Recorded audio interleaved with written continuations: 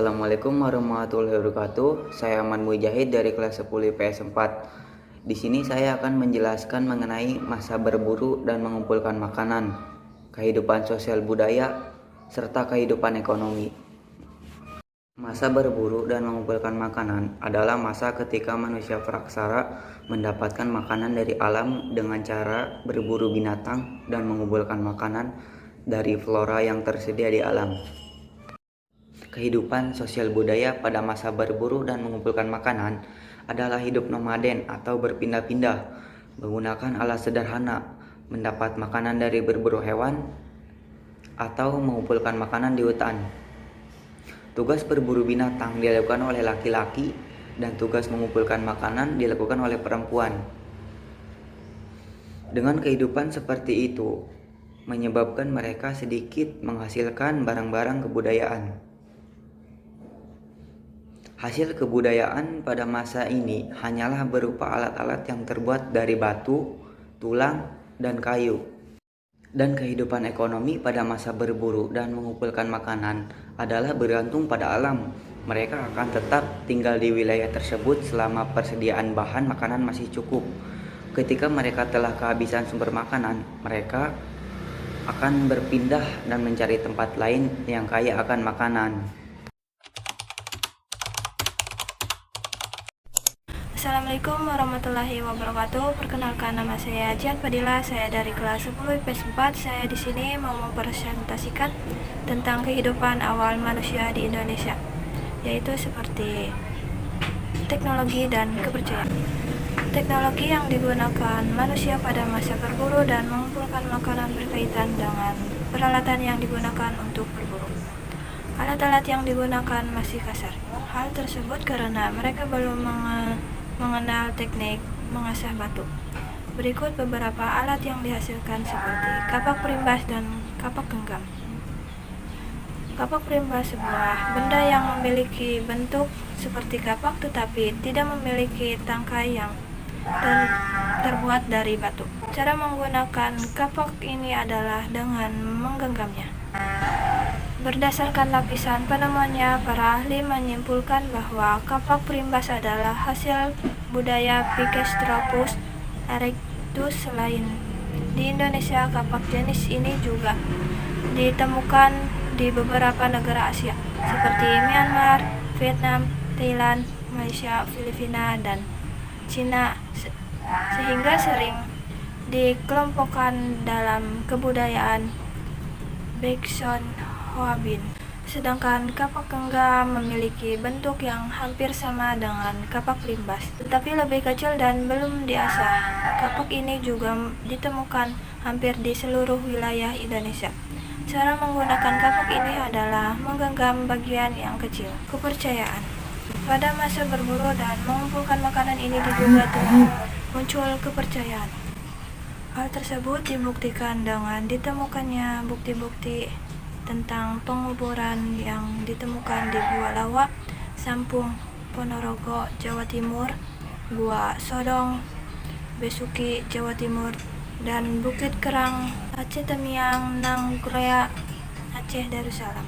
Selain penguburan tersebut juga ditemukan tulisan cap-cap tangan dengan latar belakang cat merah di dinding-dinding Gua Leang, Petlis di Sulawesi Selatan, dan di Gua Tuit di Kalimantan Timur. Hal tersebut menurut para ahli mungkin mengandung arti kekuatan atau simbol kekuatan pelindung untuk mencegah roh-roh jahat. Selain ditemukan di Sulawesi Selatan dan Kalimantan, lukisan ini juga ditemukan di Papua dan Pulau Seram. Di tempat ini ditemukan lukisan kadal. Diperkirakan lukisan tersebut mengandung arti lambang kekuatan bagi, yaitu sebagai penjelmaan roh nenek moyang atau kepala suku yang sangat dihormati. Sekian presentasi saya. Assalamualaikum warahmatullahi wabarakatuh. Masa bercocok tanam. Manusia praksara mulai meninggalkan kehidupan berburu dan mengembangkan kehidupan bercocok tanam. Pada masa bercocok tanam, manusia praksara sudah mulai menetap di suatu tempat dan menjinakkan beberapa hewan ternak. A. Kehidupan sosial budaya. Kehidupan sosial pada masa bercocok tanam semakin kompleks. Masyarakatnya sudah mengenal sistem masyarakat dipimpin oleh kepala suku. B. Kehidupan ekonomi. Pada masa bercocok tanam, sudah dikembangkan kegiatan perekonomian yang berbasis agraris atau pertanian. Adapun sistem pertanian yang dikembangkan adalah berhuma atau ladang berpijak. C. Teknologi. Manusia pada masa bercocok tanam telah mampu membuat perlengkapan pertanian dan perkakas rumah tangga yang efektif dan efisien. Pada masa ini telah dikenal pembuatan pernak-pernik perhiasan dan bangunan pemujaan. Perlengkapan tersebut sebagian besar terbuat dari batu. Assalamualaikum warahmatullahi wabarakatuh. Perkenalkan, nama saya Bunga Citra Abadi dari kelas 10 IPS 4. Di sini saya mau menjelaskan masa bercocok tanam. Pada masa bercocok tanam, kehidupan awal manusia sudah tidak tergantung dari alam. Pada masa ini, kehidupan manusia berkembang dengan mulai mengolah makanan dengan cara bercocok tanam. Karena manusia sudah beralih pada tingkat kehidupan bercocok tanam, maka pola hidupnya tidak lagi nomaden atau berpindah-pindah. Manusia sudah mulai menetap di suatu tempat yang dekat dengan alam yang diolahnya. Binatang buruan pun sudah ada yang mau memeliharanya. Pada masa ini, manusia berhasil membuat perlengkapan pertanian dan perkakas rumah tangga yang lebih efektif dan efisien. Perlengkapan tersebut terbuat dari batu yang sudah diasah sehingga memiliki permukaan yang halus dan tajam. Beberapa perlengkapan tersebut diantaranya adalah kapak persegi, kapak lonjong, mata panah, perhiasan, dan gerabah mata panah digunakan untuk keperluan berburu dan menangkap ikan. Mata panah yang digunakan untuk menangkap ikan biasanya terbuat dari tulang dan bentuk persegi. Ketika masa bercocok tanam, jenis perhiasan yang dikenal antara lain gelang dan kalung dari kerang dan batuan. Bahan untuk gelang menggunakan jenis batuan pilihan yaitu batuan setengah permata seperti kaldeson, setengah permata seperti kaldeson, dan jaspin yang umumnya berwarna kuning, coklat, merah, dan hijau. Secara umum, sistem kepercayaan pada masa bercocok tanam dapat dibagi ke dalam dua aliran, yaitu animisme, kepercayaan terhadap roh leluhur, dan dinamisme, kepercayaan terhadap benda gaib. Tugu batu digunakan untuk menghormati roh nenek moyang. Terbuat dari batu untuk meletakkan sesaji. Meja batu yang digunakan untuk meletakkan sesaji. Kubur batu yang berbentuk kubus, tempat penyimpanan mayat. Kubur batu yang berbentuk lesung. Dolmen adalah meja batu, tempat meletakkan sesaji yang dipersembahkan kepada roh nenek moyang. Di bawah dolmen biasanya sering ditemukan kubur batu. Dolmen ditemukan di Eropa, Asia, dan Afrika.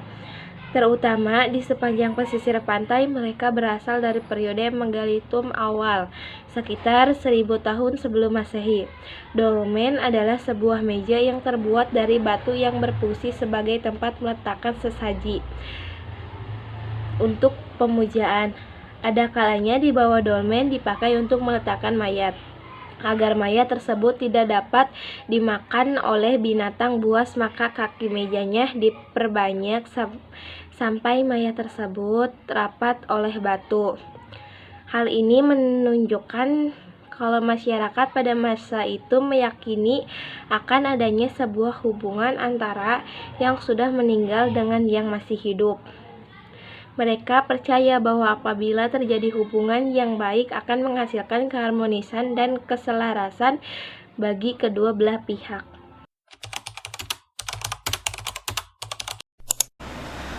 Assalamualaikum warahmatullahi wabarakatuh. Nama saya Latif Rijaldi dari kelas 10 IPS 4. Di sini saya akan mempresentasikan kehidupan awal manusia Indonesia pada masa perundagian, mata pelajaran sejarah peminatan. Pada masa perundagian, manusia sudah mengenal berbagai peralatan yang terbuat dari logam. Masa perundagian dimulai pada zaman logam, yaitu pada periode lebih dari 10.000 tahun yang lalu. Pada periode ini, besi dan perunggu mulai digunakan untuk membuat peralatan yang digunakan oleh masyarakat. Pada masa perundagian, masyarakat pada zaman tersebut sudah banyak mengenal kehidupan sosial budaya yang baik. Di antaranya adalah sudah mengenal sistem pembagian kerja, membuat peralatan dari logam, menerapkan sikap responsif dan proaktif dalam mengatasi permasalahan sosial yang semakin kompleks. Dan juga sistem kemasyarakatannya sudah teratur dengan menggabungkan desa-desa kecil untuk dikembangkan menjadi kelompok yang besar, serta dipimpin oleh seorang kepala suku yang bergelar datuk. Dan kehidupan ekonomi pada masa perundagian juga sudah kompleks, dengan meninggalkan sistem berumah dan beralih ke sistem pertanian lahan basah dan pesawahan, serta dengan perkembangan teknologi pada masa perundagian ditandai dengan penguasaan teknik pengolahan alam yang dibuat menggunakan teknik bipalpe dan teknik acair perdue. Terima kasih, sekian presentasi dari saya. Wassalamualaikum warahmatullahi wabarakatuh.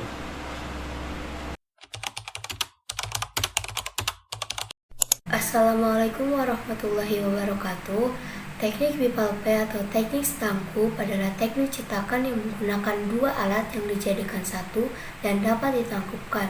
Alat cetak ini diberi lubang pada bagian atasnya. Nah, dari lubang itu dituangkan logam yang sudah dicairkan. Apabila cairan sudah dingin, cetakan bisa dibuka. Dan cetakan teknik bipalpe ini dapat digunakan berkali-kali. Berbeda dengan teknik acair perdue yang hanya bisa digunakan satu kali saja. Proses pembuatan perunggu menggunakan teknik acair perdue diawali dengan membuat bentuk benda pada bagian logam dan lilin yang berisi tanah liat sebagai intinya. Lalu kemudian bentuk lilinnya bisa dihias-hias berbagai pola yang diinginkan. Kemudian ada benda-benda yang dihasilkan pada masa perundagian, salah satunya bejana perunggu dan arca perunggu. Bejana perunggu adalah benda berbentuk seperti gitar Spanyol yang tidak bertangkai. Pola hiasan dalam bejana perunggu adalah hiasan anyaman dan menyerupai huruf C. Di Indonesia, bejana perunggu ditemukan oleh para ahli di daerah Madura dan Sumatera. Lalu ada arca perunggu. Arca-arca perunggu yang menggambarkan tentang manusia dan binatang ditemukan di Bangkinang, Palembang, dan Lumajang. Bentuk arca beraneka ragam, seperti menggambarkan orang sedang menari, naik kuda, memegang busur panah, dan yang menarik dari arca tersebut adalah di bagian kepalanya diberi tempat untuk mengaitkan tali atau menggantung. Kemudian pembahasan terakhir adalah tentang sistem kepercayaan. Pada masa perundagian, kepercayaan masyarakat tidak jauh berbeda dengan masa sebelumnya yang masih mempraktikkan pemujaan terhadap leluhur.